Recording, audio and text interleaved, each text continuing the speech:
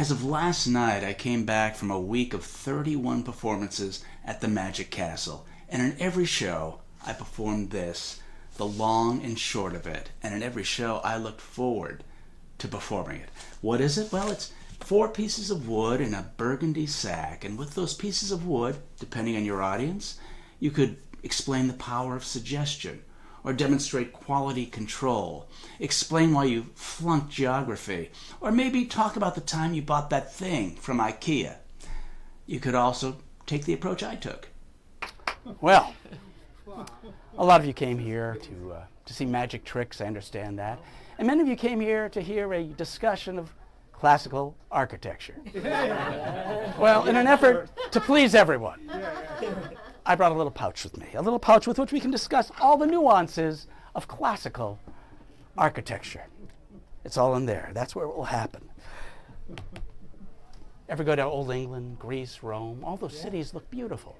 The reason is they were designed with classic forms, standardized shapes. Let me show you what I mean. This is called the standard arch. That is the short arch. There's also a long arch. There's the short and the long. It's hard to see the size differential, but if you double it up, it becomes more pronounced.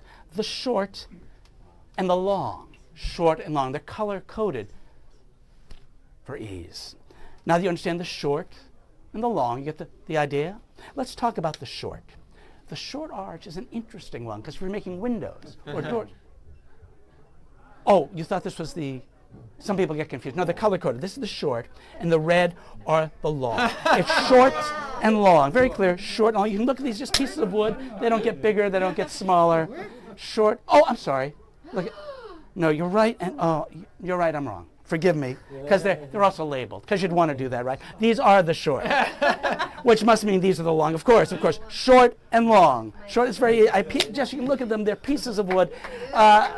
Thank you. There are variations you can do along the way, which makes it really useful in architecture. You could have a short long, a different sort of arch. It'll always match another short long, of course. A short long matches a short long. Or you can make it a long short. A long short will always match another long short. Of course, they have to. Where it gets interesting is if you take the long short and you make that a short long. That, of course, will be shorter than a long short for obvious reasons. Now, it gets interesting, though, if you take that, take the long short, make that a short long, make the short long a long short, that'll have to be longer than the short long, even though it was a long short just a moment ago. I think because the word long comes first. I'm not exactly positive, but it's something like that. At least we know one thing. 2 shorts will always be smaller than 2 long. It does get a little muddy, I admit that, especially when you realize each one is exactly the same size. That, folks, is the long and the short of it. Yes, we learn, we grow, we change. It was educational as well. Yeah, too much. What is it we do? Well, we amaze and amuse, and the long and short of it in a space of about 3 minutes does both.